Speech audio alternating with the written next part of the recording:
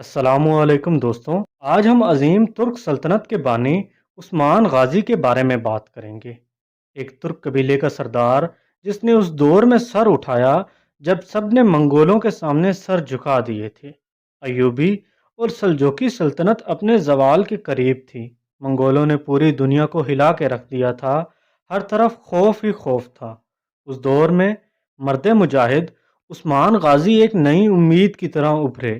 جیسے اقبال رحمۃ اللہ علیہ فرماتے ہیں، جس دور میں جینا مشکل ہو اس دور میں جینا لازم ہے۔ ایک طرف منگول، دوسری طرف بازنطینی سلطنت، مگر پھر بھی عثمان غازی نے اپنے والد ارطغرل غازی کی طرح ہمت نہیں ہاری۔ آپ نے مثالی زندگی گزاری۔ آج ہم اس ویڈیو میں عثمان غازی کی پوری زندگی پر روشنی ڈالیں گے۔ اس کے ساتھ ساتھ ہم آپ کو اس سنہرے خواب کے بارے میں بتائیں گے جو عثمان غازی نے دیکھا تھا، جس میں سلطنت کی پیشن گوئی تھی، اور مرتے وقت عثمان غازی نے اپنے بیٹے کو کیا نصیحت کی وہ بھی آپ کے ساتھ شیئر کریں گے، تو ویڈیو مکمل دیکھیں۔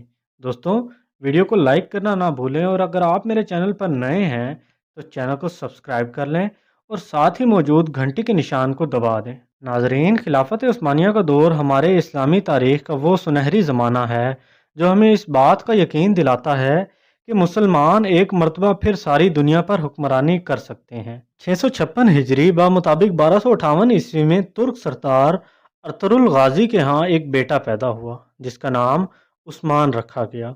یہ عین وہی وقت تھا جب منگولوں کے لشکر نے ہلاکو خان کی قیادت میں خلافت عباسیہ کے دارالحکومت بغداد کی اینٹ سے اینٹ بجا دی تھی۔ ایک ایسے وقت میں جب امت مسلمہ اپنے بدترین دور سے گزر رہی تھی اور تاتاریوں کے ہاتھوں ایک کے بعد ایک شہر تباہ ہو رہا تھا، تو ایسے میں امت مسلمہ کو ایک نئی اور عظیم الشان سلطنت کا بانی اس دنیا میں اپنی آنکھیں کھول چکا تھا۔ عثمان غازی جب لڑکپن میں تھے تو اس وقت ایک مشہور ترک عالم اور پر اثر صوفی شیخ ادابالی ہوا کرتے تھے۔ شیخ ادابالی عثمان غازی کے والد ارطغرل غازی کے پرانے دوست تھے۔ ادابالی اکثر و بیشتر ارطغرل غازی کے پاس آیا کرتے تھے، اور عثمان کی دینی تربیت میں شیخ ادابالی کا بھی ہاتھ ہے۔ اس کے علاوہ عثمان غازی کئی بار شیخ کے مہمان بنے۔ ایک مرتبہ عثمان غازی نے شیخ کی بیٹی کو دیکھا تو دیکھتے ہی ان کو اپنے لیے منتخب کر لیا اور شیخ کو شادی کا پیغام بھیجا، لیکن شیخ ادابالی چونکہ درویشانہ زندگی کو پسند کرتے تھے تو انہوں نے عثمان غازی سے اپنی بیٹی کی شادی سے انکار کر دیا۔ ایک رات عثمان غازی شیخ ادابالی کی درگاہ پر سوئے ہوئے تھے۔ انہوں نے دیکھا کہ ایک ہلال چاند شیخ ادابالی کے سینے سے نکلا اور رفتہ رفتہ بدر کا چاند بنا اور عثمان غازی کے سینے میں پیوست ہو گیا۔ پھر عثمان غازی کے سینے سے ایک درخت نمودار ہوا جو بڑھتا ہی چلا گیا، یہاں تک کہ اس کی شاخیں آدھی زمین پر پھیل گئی۔ اس درخت کی جڑوں سے دنیا کے 4 بڑے دریا بہہ رہے تھے۔ اس درخت کی شاخیں 4 بڑے پہاڑوں کو سنبھالے ہوئی تھی۔ درخت کے پتے تلواروں سے مشابہ تھے۔ اچانک ایک تیز ہوا چلی تو یہ پتے کانسٹنٹینوپل کے اوپر لہرانے لگے۔ اسی وقت عثمان غازی کی آنکھ کھل گئی۔ عثمان غازی نے یہ خواب شیخ ادابالی کو بیان کیا۔ خواب سننے کے بعد شیخ نے فوراً اپنی بیٹی کا نکاح عثمان غازی سے کر دیا۔ اور اب یہاں تاریخ میں پھر سے اختلاف پیدا ہوتا ہے۔ کچھ کے مطابق شیخ ادابالی کی بیٹی ملاحون خاتون ہی تھی اور انہی کے بدن سے اورحان غازی کی پیدائش ہوئی۔ کچھ کے مطابق وہ عثمان غازی کی دوسری بیوی بالا خاتون تھی، جس سے ان کا دوسرا بیٹا علاء الدین پیدا ہوا، اور ملعون خاتون عمر بے کی بیٹی تھی۔ بہرحال اس خواب سے سبھی متفق ہیں۔ یہ خواب عثمان ڈریم کے نام سے جانا جاتا ہے، جو خدا کی طرف سے سلطنت عثمانیہ کا خدائی اشارہ تھا۔ عثمان غازی کے اس خواب کو بہت اچھا سمجھا گیا، اور بعد کے لوگوں نے اس کی تعبیر یہ بتائی کہ 4 دریا، دریائے دجلہ، دریائے فرات، دریائے نیل اور دریائے ڈنیوک تھے، اور 4 پہاڑ، کوہ طور، کوہ بلقان، کوہ کاف اور کوہ اطلس تھے۔ بعد میں عثمان غازی کی اولاد کے زمانے میں چونکہ سلطنت ان دریاؤں اور پہاڑوں تک پھیل گئی تھی، اس لیے یہ خواب دراصل سلطنت عثمانیہ کی وسعت سے متعلق ایک پیشن گوئی تھی۔ شہر سے مطلب کانسٹنٹینوپل تھا، جسے قسطنطنیہ کا شہر کہا جاتا ہے۔ عثمان غازی تو فتح نہ کر سکے، لیکن بعد ازاں ان کی اولاد نے یہ شہر فتح کیا۔ ارطغرل غازی کے ولی عہد عثمان غازی اول اپنے والد ارطغرل غازی کی وفات کے بعد 27 دسمبر 1299 کو اپنی ریاست کے حکمران بن گئے۔ روم کے دارالحکومت کونیا پر منگول کے قبضے اور سلجوقی سلطنت کے خاتمے کے بعد عثمان غازی کی جاگیر خود مختار ہو گئی، جو بعد میں سلطنت عثمانیہ کہلائی۔ عثمان غازی کی جاگیر کی سرحد قسطنطنیہ کی بازنطینی سلطنت سے ملی ہوئی تھی۔ یہ وہی بازنطینی حکومت تھی جو عربوں کے زمانے میں رومی سلطنت کے نام سے مشہور تھی، جسے الپ ارسلان اور ملک شاہ کے زمانے میں سلجوکیوں نے باج گزار کروایا۔ اب یہ بازنطینی سلطنت بہت کمزور اور چھوٹی ہو گئی تھی، لیکن پھر بھی عثمان غازی کی جاگیر کے مقابلے میں یہ بہت بڑی اور طاقتور تھی۔ بازنطینی تلادار عثمان غازی کی جاگیر پر حملہ کرتے رہتے تھے، جس کی وجہ سے عثمان غازی اور بازنطینی حکومت میں لڑائی شروع ہو گئی۔ عثمان غازی نے ان لڑائیوں میں بڑی بہادری اور قابلیت کا ثبوت دیا اور بہت سے علاقے فتح کر لیے، جن میں برسا کا مشہور شہر بھی شامل تھا۔ عثمان غازی نے کلچا حصار قلعے کا محاصرہ کیا اور جلد ہی اس بازنطینی قلعے کو فتح کر لیا۔ اسے فتح کرنے کے بعد عثمان غازی نے بازنطینیوں کو اچھی خاصی تنبیہ کر دی کہ ان کا مقابلہ آسان حریف سے نہیں ہے۔